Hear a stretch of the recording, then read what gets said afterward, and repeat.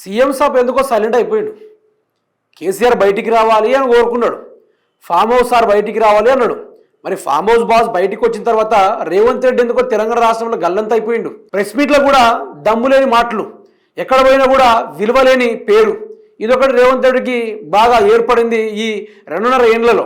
అందులోనూ కేసీఆర్ బయటికి రావడంతో రేవంత్ రెడ్డి ఎందుకో సైలెంట్ అవ్వడం తెలంగాణ రాష్ట్రంలో చర్చలకు భారీగా దారితీస్తూ ఉంది. మరి నల్లమల్ల పులాయే తెలంగాణను గడగడలాడించిన 3 రంగుల జెండాని లేపిన పాలమూరు బిడ్డనాయే. మరి ఎడిపోయిన మన రేవంత్ రెడ్డి ఉంటేటిలే ఉంటుండు, లేకుంటే పక్క రాష్ట్రంలో ప్రచారానికి పోతుండు. మరి మన తెలంగాణ రాష్ట్రంలో ఉండేది ఇప్పుడు ప్రజలు ఆగమవుతున్నారు, ప్రజలు ఇబ్బంది పడుతూ ఉన్నారు, ప్రజలు సతమతమవుతూ ఉన్నారు. కానీ రేవంత్ రెడ్డి ఆడికి పోయిండు. Where is Revanth Reddy? KCR బయటికి రాగానే నోరు పడిపోయిందా? మంత్రివర్గం మొత్తం సైలెంట్ ఎందుకు అయిపోయింది? హైలైట్ చెప్పనా, కాళేశ్వరం విషయంలో సిబిఐ దర్యాప్తుతోటి కేసీఆర్ని జైలు పంపుదాం అనుకున్న ఈ కాంగ్రెస్ ప్రభుత్వము ఆర్టీసీ డ్రైవర్లందరూ ఏకమయ్యి, కార్మికులందరూ ఏకమయ్యి ఆ యొక్క సమ్మె నిర్వహించి అందులో ఆర్టీసీ డ్రైవర్ అయిన శంకర్ గౌడ్ గారు పెట్రోల్ పోసుకొని చనిపోవడంతో రాత్రికి రాత్రే తెలంగాణ రాష్ట్ర రాజకీయాలు మొత్తం మారుమారైపోయినాయి. రేవంత్ రెడ్డి బీఆర్ఎస్ పార్టీని ఇబ్బంది పెట్టుడేందో కానీ రేవంత్ రెడ్డి మళ్ళీ గొలకకుండా అయిపోయిండు. మళ్ళీ ఇంకొకసారి బీఆర్ఎస్ పార్టీ పేరెత్తకుండా అయిపోయాడు. ఇప్పుడైతే రేవంత్ రెడ్డి గజ గజ గజ వణుకుతున్నాడు. లేదు అవుపడితేనే కదా మీడియా ముందుకు వచ్చి నేను కేసీఆర్ని ఉరిదీస్తా, కాళేశ్వరం మీద ఉరిదీస్తా, హరీష్ రావుని ఉరిదీస్తా అని చెప్పిన ఇదే రేవంత్ రెడ్డి ఇన్ని రోజుల్లో బీఆర్ఎస్ పార్టీ కామ్గా ఉన్నది. వీళ్ళ మాట వినుకుంటూ చాలా సైలెంట్గా ఉంది.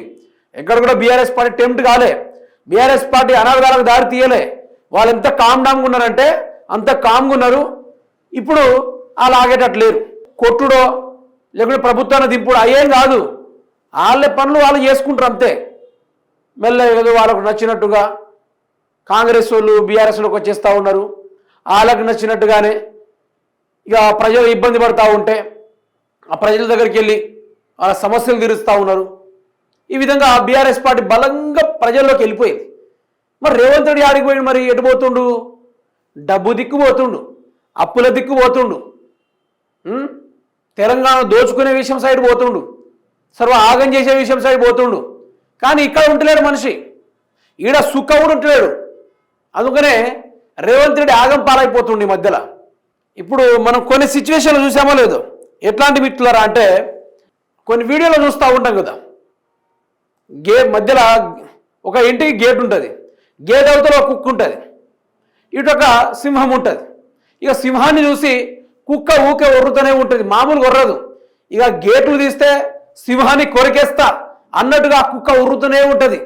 మరి మధ్య యజమాని వచ్చి ఏం చేస్తాడంటే ఆ గేట్ తీస్తాడు.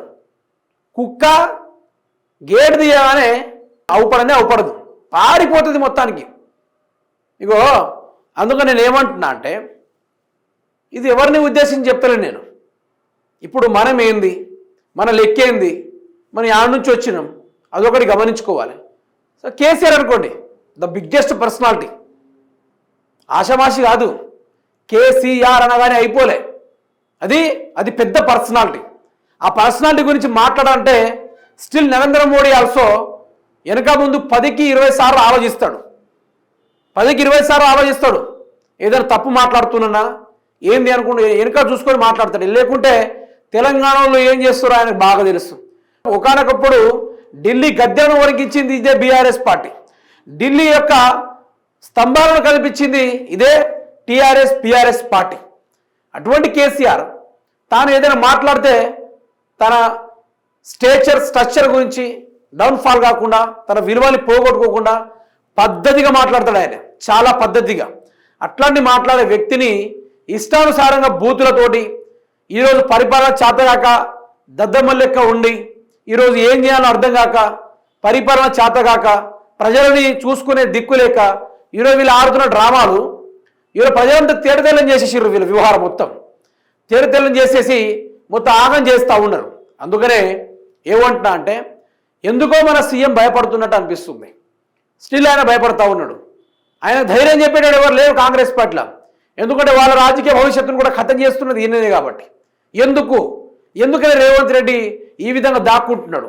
సవాల్ ఇచ్చిన మనిషి సాటుగా ఎందుకు ఉంటున్నాడు అనేది ఇప్పుడు చాలా వరకు చర్చలు దారితీస్తూ ఉంది. మరి రేవంత్ రెడ్డి ఎందుకు సవాల్ విసురుడు, ఎందుకు దాక్కునుడు అనేదే కనబడుతూ ఉంది. సీఎం సైలెంట్ అయిపోయిండు. ఎందుకో చెప్పనా, ఓటుకు నోటు కేసు వారం చెప్పి 2-3 రోజుల్లోనే తెర మీదకి రాబోతుంది. ఇన్ని రోజులుగా కేసీఆర్ వెనకాల రేవంత్ రెడ్డి పడ్డాడు, కానీ రేవంత్ రెడ్డి వెనకాల బీఆర్ఎస్ పడింది. తెలంగాణ యావత్ ప్రజలు కూడా వెనకబడ్డారు, ఫారినర్స్ కూడా రేవంత్ రెడ్డి మీద వెనకబడ్డారు. ఇక రేవంత్ రెడ్డి కథ ఏందో చూద్దాం అనుకొని సిద్ధంగా ఉన్నారు ప్రతి ఒక్కళ్ళు చాలా వరకు.